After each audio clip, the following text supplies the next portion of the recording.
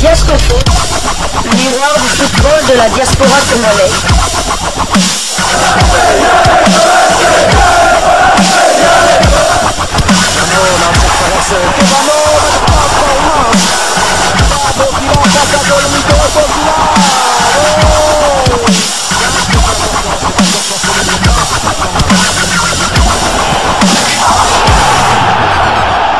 Diasco Foot, le miroir du football de la diaspora congolaise. Vous êtes sur Diasco Foot, le miroir du football de la diaspora congolaise.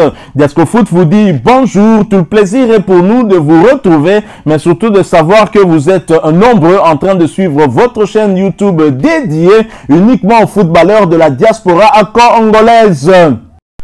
C'est l'heure de partager avec vous quelques news que nous avons pu récolter et pour vous, des news concernant certains de nos internationaux ou des binationaux dans le cadre de votre chaîne YouTube Diasco Foot, parce que nous sommes le miroir du football de la diaspora congolaise. Et pour le numéro d'aujourd'hui, nous allons essentiellement parler mercato. Vous savez, ça bouge. Certains internationaux congolais trouvent d'autres clubs, d'autres prolongent avec le même club et d'autres vont rebondir après un certain temps d'inactivité. On va donc parler de tout ça et nous allons débuter ces quelques informations qu'on a retenues pour vous par la Turquie. On sera entre la Turquie et la France pour parler de l'international congolais latéral gauche Fabrice Ntakala, qui a été en tout cas mis à l'essai du côté d'un club de Ligue 1. Fabrice Ntakala, dont le contrat a été résilié du côté de Beşiktaş, après tous les problèmes qu'il a eu à connaître de ce côté-là, va donc rebondir peut-être en Ligue 1.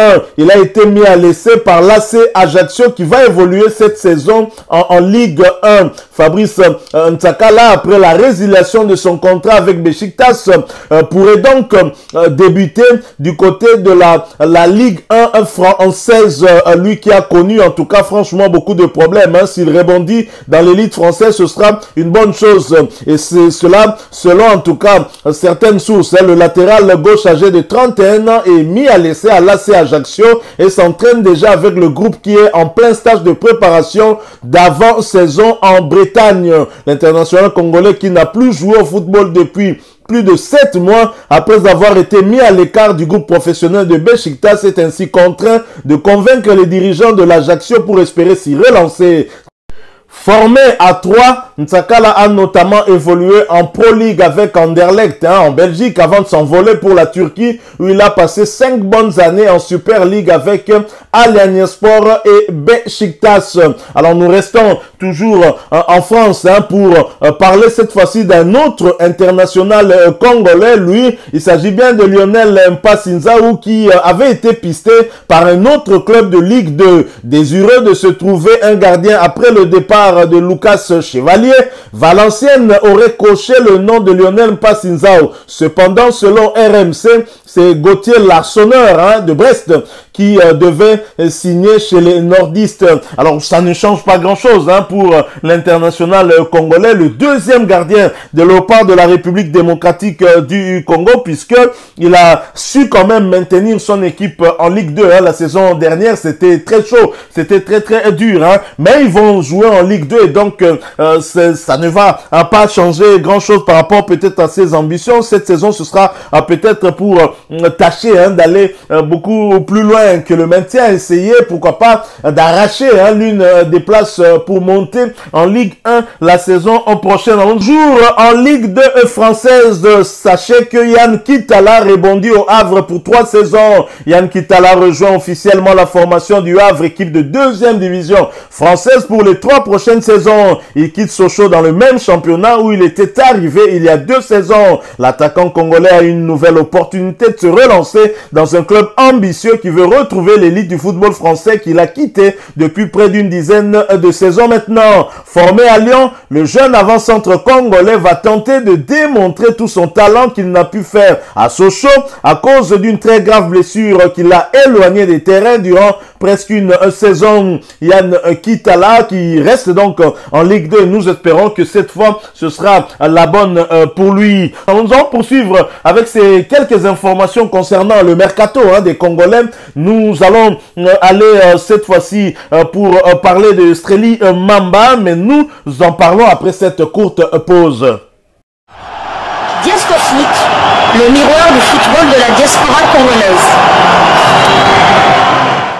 Streli Mamba et le Kairat Almaty mettent fin à leur collaboration. Streli Mamba a résilié son contrat de commun accord avec le Kairat Almaty, équipe de première division kazakh.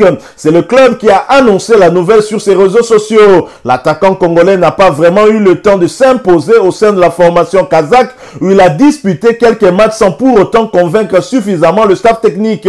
Il a été prêté au Hansa Rostock, équipe de deuxième division allemande, durant une saison et demie. Le prêt étant arrivé à terme le 1er juillet dernier, il est revenu mais n'était pas sûr de jouer parce que l'équipe était déjà constituée. Il a été acheté à 700 000 € en provenance de Paderborn en 3e division allemande.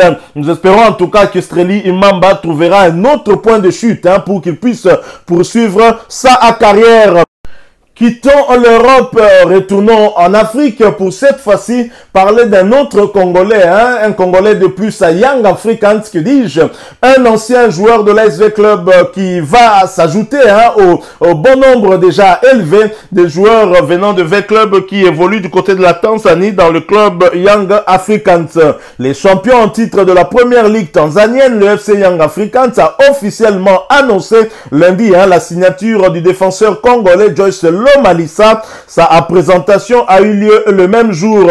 L'ancien latéral gauche de l'AS Vita Club a signé un contrat de 2 saisons, soit jusqu'au mois de juin 2024. Lui qui arrive de Bravos de Maki d'Angola. Ainsi, Young Africans porte à 7 la liste des joueurs congolais évoluant sous ses couleurs. Lomalisa rejoint Djuma Chabani, Yannick Bangala, Jésus Mouloko Dukapel, Fiston Mayele, Chico Ushindi ainsi qu'Héritier Makambo. Il arrive donc en renfort dans le couloir gauche de la défense de ce club concerné par la prochaine édition de la Ligue des Champions de la CAF.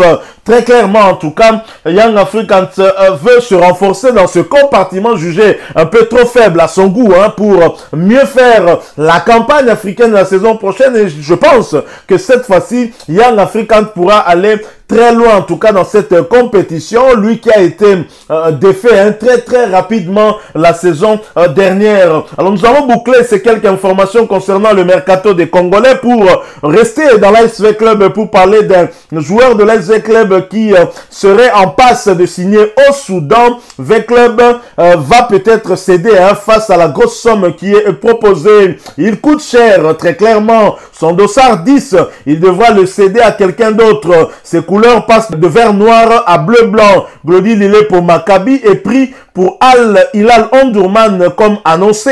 Son transfert au Soudan a pris forme grâce à l'implication de Jean-Florent Ibenge Ikwangé qui posera ses valises d'ici peu selon toute vraisemblance. Lui qui n'est plus en dehors de Saint-Été avec le club marocain de la Renaissance sportive de Berkane. Une source proche de l'affaire rapporte que Jean-Florent Ibenge va signer dans les jours qui suivent à Al Hilal. Il a inclus Lille pour un chèque de 300 000 $ que les Soudanais doivent débourser et payer donc à l'SV Club, s'est-elle confiée à un média local. Une bonne affaire pour V-Club qui aura de l'argent pour la caisse après déduction des parts du club formateur de Lille-Epo et les parties qui ont concouru à la matérialisation de ce deal. Voilà donc Lille pour Maccabi, donc qui devrait signer du côté du Soudan à Omdurman, qui est un grand club qui joue aussi quand même les premiers rôles dans des compétitions africaines interclubs. On espère que les choses iront pour le mieux. C'est vrai que si Jean-Florent Ibenge Ikwangé, c'est certainement peut-être la donne qui va convaincre le joueur à aller de ce côté-là. Voilà, nous sommes arrivés à la fin de ce sujet. Hein. Si vous l'avez aimé, n'hésitez pas à nous laisser un maximum de j'aime. N'hésitez pas non plus à partager avec nous votre opinion. Si vous en avez une par rapport au sujet que nous venons de vous proposer, laissez-la nous à travers un commentaire. Abonnez-vous si vous êtes nouveau ou ancien que vous ne vous êtes pas encore abonné sur cette chaîne Diascofoot, parce que nous sommes le miroir du football de la diaspora congolaise. Et n'oubliez pas qu'en vous abonnant apparaîtra une petite cloche de notification. Cliquez dessus pour ne plus rien manquer des prochaines vidéos que nous allons vous proposer. Encore une fois, merci à vous, avec espoir de vous retrouver très bientôt avec un autre sujet d'actualité. En attendant, portez-vous bien et Diascofoot vous dit au revoir.